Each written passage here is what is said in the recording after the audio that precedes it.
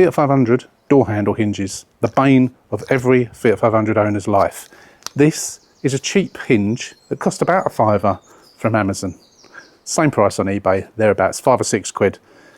Not very good. Reason being, they often make the door handle stick out. Let me show you what I mean. I'm going to show you what to do with this to make it work properly like an OEM one.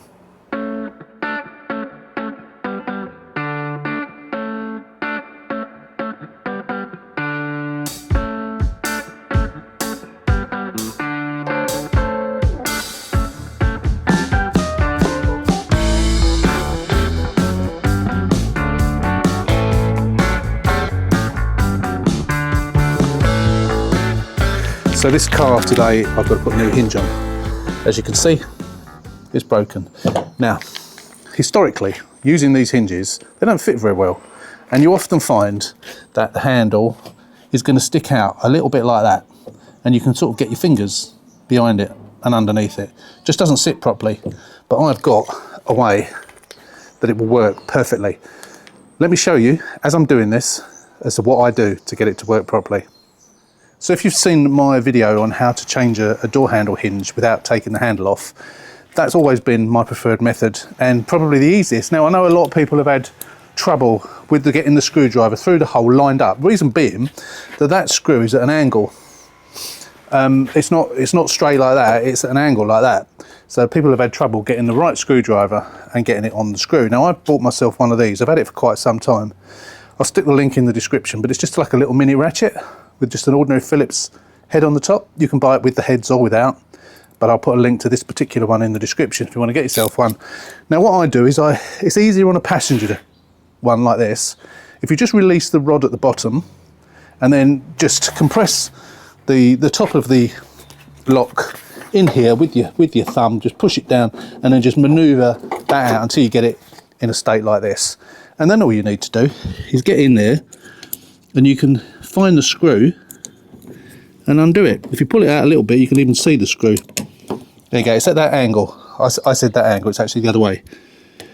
You can just about see it, feel it, and get your screwdriver on it.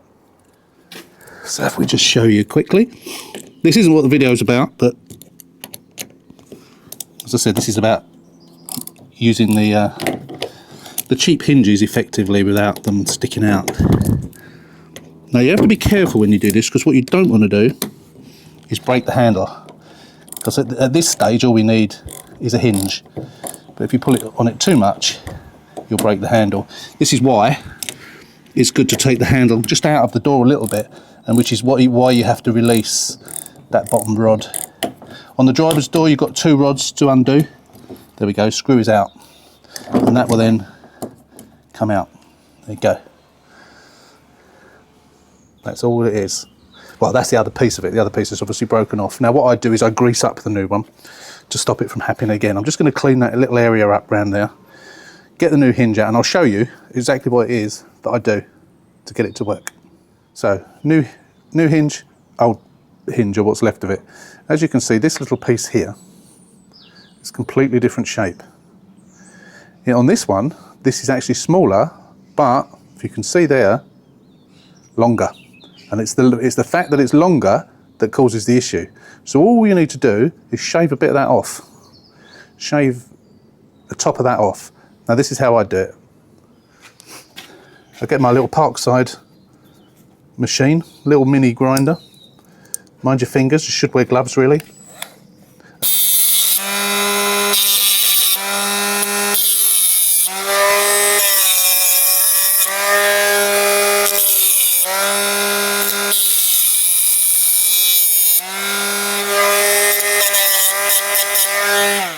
It's not an exact process, but that has just made that small enough so it'll fit in there without fouling it. And it is that, when that was proud too long, it obviously, this part of the hinge sits out a little bit, which is what causes the gap. So that, you will see in a minute, fits exactly.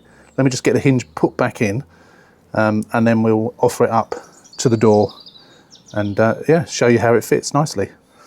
Also, what I also do is what you should always do is cover the hinge the bit that breaks, just for future reference, so it doesn't do it again.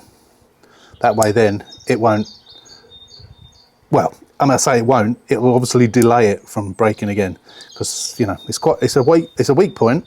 Anything you can do to stop it, and a bit of, in my case I use copper grease, but you can use any automotive grease will do the job. Not WD-40, that attracts dirt. WD-40 is not for this purpose. But yeah, as you can see, that will hopefully make it last a little bit longer.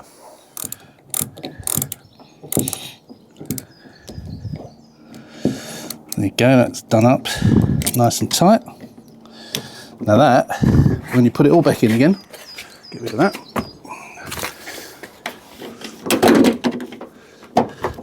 That, as you can see there, fits completely flush. Now if I'd put that in as it was, that would have stood proud. So that is the best way to use your cheap hinges from Amazon or eBay. Obviously I've got to do the nut up and put the rod back on and so on, but that is by far the best way of doing it.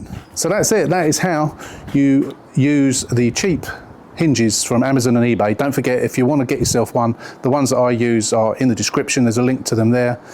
That I get mine from Amazon. I say they're about 5 or 6 quid, something like that. But if you do that, they will fit beautifully, unlike the picture that you saw when they don't. And as I say, that is also a good way of doing the hinges as well, without trying to get the screwdriver through the hole. So that is it. Just a quick video. Thanks for watching. Don't forget, if you're not a subscriber, hit the button, subscribe to the channel, give us a thumbs up, and until the next one, take care, stay safe, and we'll see you soon.